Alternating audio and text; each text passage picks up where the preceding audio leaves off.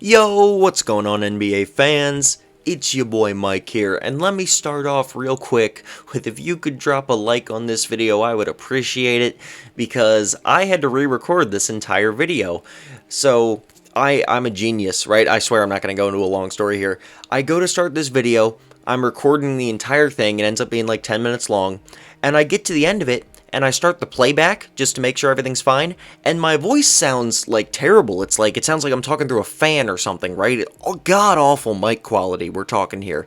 Absolutely terrible. So I'm like, what the hell's going on? And so I'm looking at my microphone, and I look at the cord, and I never plugged my microphone into my computer. So I just sat here talking at my computer and letting the computer with its garbage inbound, like the microphone in the computer just recording me, not the frickin' toner microphone I spent $30 on for Christmas. No, not my good microphone. I had this frickin' computer microphone, so had to re-record the entire video, or that's what I'm doing now anyway. So yeah, just if you appreciate the effort I put into this, please like the video. But getting into the actual topic here, Lonzo Ball is very likely to be traded to the Chicago Bulls very, very soon. And I'm trying to get this video out ahead of the curve, because usually when I make these kind of trade videos, they happen like the day after the trade went down. And by that point, look, I don't blame any of you for it, but none of you probably care to watch, because at this point you've seen Rusty Buckets make a video,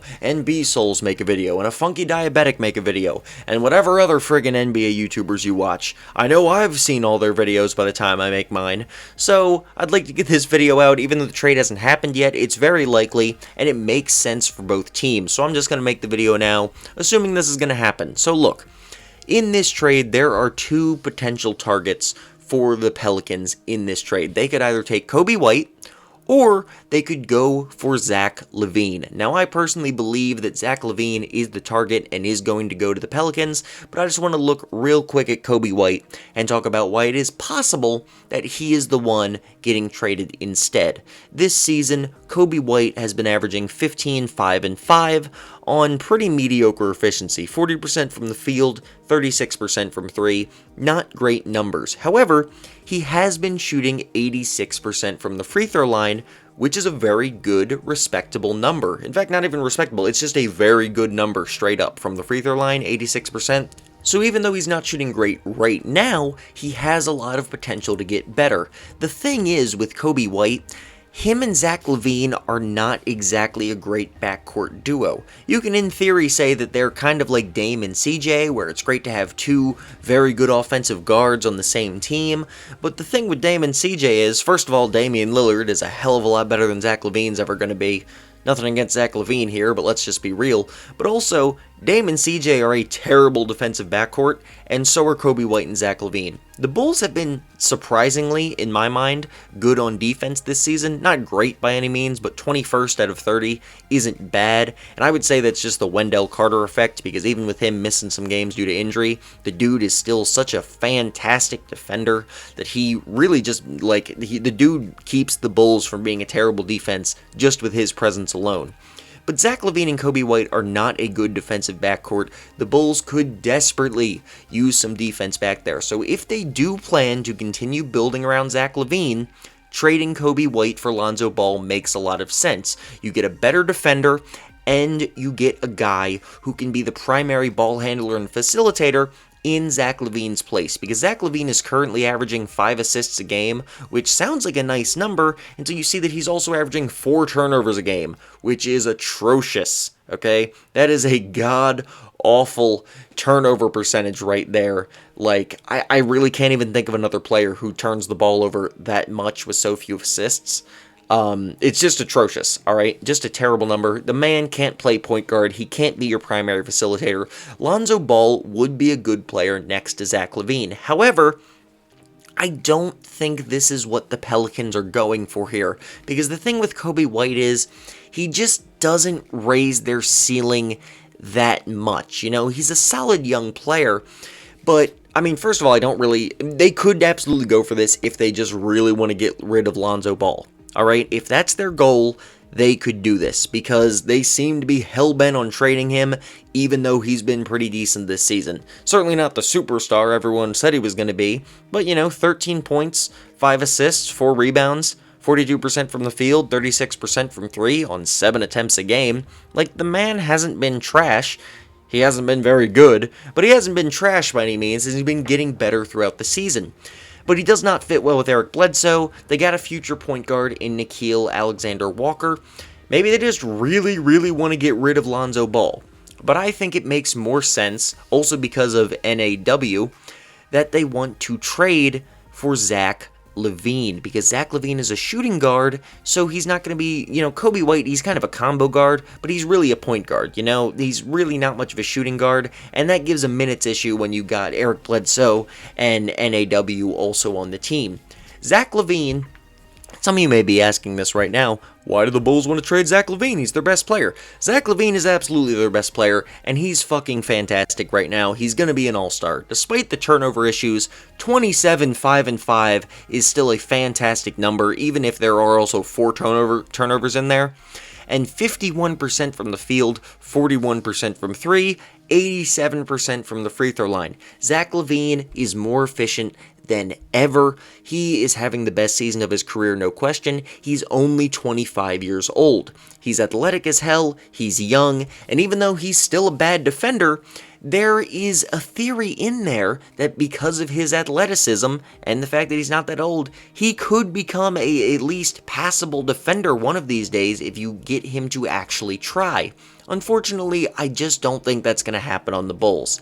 I just can't see it happening. They've been bad for his entire career there. It doesn't seem like they're going anywhere with Zach Lavine, and I've said this before, I believe, in a past video, but if not, I've certainly said this to people I talk basketball with outside of YouTube. Zach Lavine can't be the best player on your team. He can't. He's not a star you can build around. He's just not that good. His usage rate is too high for his talent level. They should trade him. He's 25, and even though that's young, that is significantly older than the rest of their young core. Markkanen, Kobe White, Wendell Carter, Patrick Williams are all between the age of 19 and 23, with Markkanen being 23 and 2 years older than the next oldest guy in Wendell Carter. Those are the guys they're building around. Zach Lavine is just a little bit outside of that age range, and he wants to be the best player on the team, which is fine, but he's taking away shots from other guys. Switching him out with Lonzo Ball is a very good move here. You get back defense, you get better playmaking, and even though he's not as good, he also gives the opportunity for other guys to shine. Lauri Markkanen's been having a great season this year. Maybe he really becomes an all-star next season. Wendell Carter, maybe his offense develops a little more. Kobe White, maybe he gets better with some more shots instead of being the second option. Patrick Williams has actually been looking like a decent pick this season. Everyone was mocking the Bulls when they took him at number 4. I wasn't really one of them, simply because I don't follow the draft at all and I'd never heard of the dude. But even I thought it was kind of sus that they took this man who was not projected at that high in the draft at the number 4 pick. But he's been having a good rookie year. 10, 4, and 3, and 48% from the field, 37% from 3. The man's been playing pretty dang decent in the NBA so far, and he's only 19. Ton of potential. Zach Lavine cannot be this team's best player forever. They should trade him, and the Pelicans have the assets to trade for Zach Lavine. Zach Lavine's making about $19 million this season. Lonzo Ball is making about frickin' $11 million this season. So they're going to have to throw in somebody else to make the cap work. My guess would be Nicole Melli. Never heard of this dude, but he's 30 years old, and he's on a one-year deal making $4 million. That's still lower than Zach Lavine's payroll, but I would assume that's close enough to get you where you need to be for this trade. And if it's still not, you throw in like one little tiny guy like, I don't know, Willie Hernagomez or Sindarius Thornwell. These dudes making like $1.5 million who I've never heard of before, right? You throw in some extra pieces, but the main two guys in this are Lonzo and Zach Lavine. Obviously, the Pelicans need to include some picks in this trade, which is totally fine because the Pelicans have oodles of picks. They have their own picks, they have the Lakers picks, they've got a couple picks from some other people. Pelicans have plenty of assets for the trade. Don't you frickin' worry, alright? This is not going to be an issue for them to trade. Even with Zach Lavine's value being relatively high. Now, his value's weird, and you could see a world where they get a significantly better offer from someone else than Lonzo Ball and a bunch of picks, but at the same time, you could see a world where nobody offers them something better than this because Zach Lavine is just iffy. His work ethic with his defensive issues are questionable. He's 25, which is certainly a younger player, but it's not like really young, you know? He's not like 22 or 23. 25 is when guys are getting very close to their prime, makes them slightly more iffy to trade. He hasn't been shown to produce winning, the turnovers are an issue. His trade value is just very, very weird. It's kind of like a less terrible version of Andre Drummond here, where like he's definitely a valuable player. Excuse me.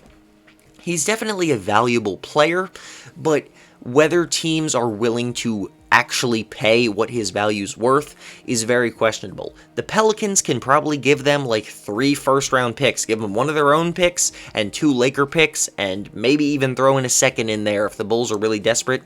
Get off Lonzo Ball, get Zach Lavine back, and then the Bulls improve their perimeter defense and their playmaking, and they build around this very young core that they now have. Finally, without Zach Lavine, the Pelicans, on the other hand, now have a big 3 of Zion, Ingram, and Zach Lavine, with 2 good defenders in Steven Adams and Eric Bledsoe around them, and a decent enough bench. They got a young point guard in NAW, JJ Redick they may trade. They've got Brandon Clark, maybe? Is that their young center, or is that the guy on the Grizzlies? Jackson Hayes. Jackson Hayes is the young center they've got. Jackson Hayes is also kind of slept on.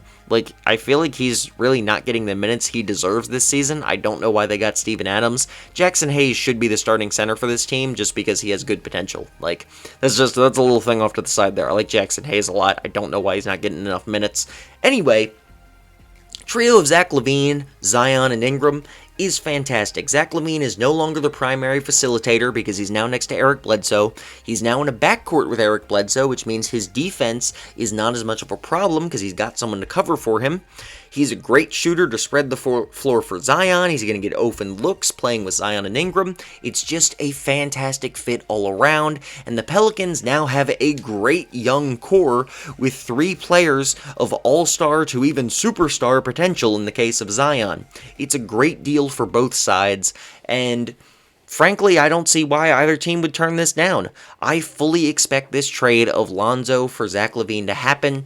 Maybe the pick situation or the other players in there won't be exactly the same as what I said, but I would be pretty surprised if the trade is not very similar to what I am saying, and if both teams do not end up benefiting at the end of the day. I think this is going to be a good trade, and I'm pretty excited to see it. Not gonna lie, pretty excited. So, if you guys agree with me, let me know in the comments. If you think I'm crazy, feel free to also let me know in the comments. Maybe this trade won't happen. Maybe Lonzo will end up like somewhere completely different and the Bulls don't want to trade Zach Lavine. Who knows? But this is just a theory. A game theory. Wait, is that copyrighted? Anyway, thank you all so much for watching. Once again, please like the video if you wouldn't mind. This is kind of taking it out of my throat here because there's another 10 minutes of recording here. Actually, it's looking closer to 13 now. Please subscribe to the channel if you haven't already. We are on that sub grind, getting close to 150. That is pretty damn exciting. Thank you for watching, and have a great rest of your day.